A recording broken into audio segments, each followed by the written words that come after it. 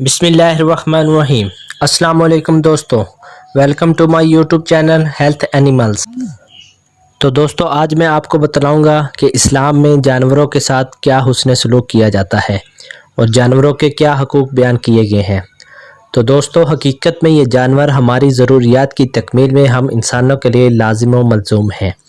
اس لیے اسلام نے جس طرح ہم انسانوں کو تکلیف دینا شرعی جرم قرار دیا ہے، اسی طرح جانوروں کو بھی تکلیف دینا مذہبی گناہ کہا گیا ہے۔ اسلام میں جس طرح انسانوں کے ساتھ حسن سلوک کرنا ثواب کا کام ہے، اسی طرح جانوروں کے ساتھ بھی حسن سلوک کرنا ثواب کا کام کہا گیا ہے۔ اللہ تعالیٰ نے زمین، آسمان اور ساری چیزوں کو عظیم مقصد کے لیے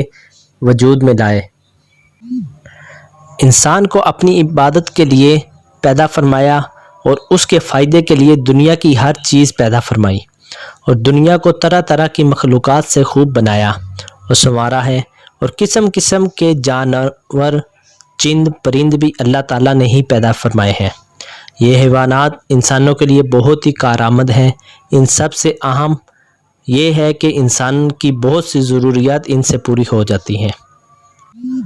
کچھ جانوروں سے گرم لباسوں، کپڑے یعنی کمبل، شال، ٹوپی، خیمے، طرح طرح کی مختلف چیزیں بنائی جا سکتی ہیں۔ کچھ کے ذریعے ہم جوتے بھی بنا سکتے ہیں، اور کچھ جانوروں کے ذریعے ہم کھیتی باڑی کرتے ہیں، کچھ جانوروں کے ذریعے ہم سواری بھی کرتے ہیں، کچھ سے دودھ، دہی، مکھن، گھی، پنیر، گوشت اور بہت سی مفید چیزیں ہمیں ان جانوروں سے میسر آتی ہیں۔ الغرض جانوروں میں ہم انسانوں کے لیے فائدے ہی فائدے ہیں اور آرام ہی آرام ملتا ہے۔ تو دوستو جانوروں کی اہمیت اور ان کی خوبیوں اور خصوصیات کو بتلانے کے لیے یہ بتلا دینا کافی ہے کہ قرآن کریم میں جانوروں کے بارے میں بھی ذکر کیا گیا ہے، بلکہ ان کا ذکر نہیں بلکہ مختلف صورتوں میں جانوروں کے نام سے منسوب کی گئی ہیں، جس طرح سورہ بقرہ یعنی گائے کا ذکر ہے، الانعام یعنی چوپائے کا ذکر ہے، النحل یعنی شہد کی مکھی ہے، النمل یعنی چونٹی، الفیل یعنی ہاتھی کا ذکر کیا گیا ہے۔ آپ کو پتہ ہوگا کہ یہ قرآن پاک میں مختلف صورتوں کے نام ہیں جس میں جانور کے نام پر یہ صورت رکھی گئی۔ تو اس سے آپ اندازہ لگا سکتے ہیں کہ اسلام نہ صرف انسانوں کے ساتھ حسن سلوک کرتا ہے بلکہ جانوروں کے ساتھ بھی آپ کو حسن سلوک کرنے کا حکم دیتا ہے۔ اور اسی طرح اللہ تعالیٰ نے ایک جگہ ارشاد فرمایا جس کا ترجمہ یوں ہے، اور اس نے چوپائے پیدا کیے جن میں تمہارے لیے گرم لباس ہے، اور بھی بہت سے منافع ہیں اور بعض تمہارے کھانے کے کام آتے ہیں، ان میں سے تمہاری رونق بھی ہیں، جب چرا کر لائیں تب بھی اور جب چرانے لے جاؤ تب بھی، اور وہ تمہارے بوجھ ان شہروں تک اٹھا لے جاتے ہیں جہاں تم عادی جان کیے نہیں پہنچ سکتے تھے، یقیناً تمہارا رب بڑا شفیق اور نہایت مہربان ہے۔ سورہ نحل آیت نمبر 8۔ تو حضور اکرم صلی اللہ علیہ وآلہ وسلم نے بعض جانوروں کے صفات حمیدہ اور ان کے معنی اور اخلاقی خوبیوں کے حامل ہونے کی وجہ سے ان کے ساتھ احسان اور سلوک کا حکم ارشاد فرمایا ہے۔ ایک جگہ آپ نے گھوڑے کے متعلق ارشاد فرمایا کہ گھوڑے کے ساتھ روز قیامت تک خیر وابستہ ہے۔ پھر ایک اور روایت میں حضور اللہ صلی اللہ علیہ وآلہ وسلم نے ارشاد فرمایا کہ اونٹ اپنے مالک کے لیے عزت کا باعث ہوتا ہے اور بکری میں خیر و برکت ہے۔ اور ایک حدیث میں رسول اللہ صلی اللہ علیہ وآلہ وسلم نے فرمایا، مرغ کو گالی نہ دو کیونکہ وہ نماز کے لیے جگاتا ہے۔ جانوروں کے ساتھ احسان اور سلوک اجر و ثواب کا باعث بنتا ہے، جس کے بارے میں حضور اللہ صلی اللہ علیہ وسلم نے ایک واقعہ بیان فرمایا۔ حضرت ابو ہریرہ رضی اللہ تعالیٰ عنہ سے روایت ہے کہ حضور اکرم صلی اللہ علیہ وآلہ وسلم نے ارشاد فرمایا کہ ایک بدکار عورت کی بخشش صرف اس وجہ سے کی گئی کہ ایک مرتبہ اس کا گزر ایک ایسے کنویں پر ہوا جس کے قریب ایک کتا کھڑا پیاس کی شدت سے ہانک رہا تھا، اور قریب تھا کہ وہ پیاس کی شدت سے ہلاک ہو جاتا۔ کنویں سے پانی نکالنے کو کچھ تھا نہیں، تو اس عورت نے اپنا جوتا یعنی موزہ نکال کر اپنی اوڑھنی یعنی چادر سے باندھا اور پانی نکال کر اس کتے کو پلایا۔ اس عورت کا یہ کام بارگاہ الہی میں اتنا مقبول ہوا کہ اللہ تعالیٰ نے اس کی بخشش کر دی۔ ایک شخص نے نبی کریم صلی اللہ علیہ وسلم سے عرض کیا کہ اے اللہ کے رسول صلی اللہ علیہ وآلہ وسلم، میں اپنے حوض میں پانی بھرتا ہوں اپنے اونٹوں کو پانی پلانے کے لیے، کسی دوسرے کا اونٹ آ کر اس میں سے پانی پیتا ہے تو کیا مجھے اس کا اجر ملے گا؟ تو رسول اللہ صلی اللہ علیہ وآلہ وسلم نے فرمایا، ہر تر جگر رکھنے والے میں اجر و ثواب ہے، یعنی کہ اگر وہ بھی پانی پی لیتا ہے تو اس کے لیے تمہارے لیے اجر و ثواب لکھ دیا جاتا ہے۔ جہاں پر رسول اللہ صلی اللہ علیہ وسلم نے جانوروں کے ساتھ حسن سلوک کا حکم فرمایا ہے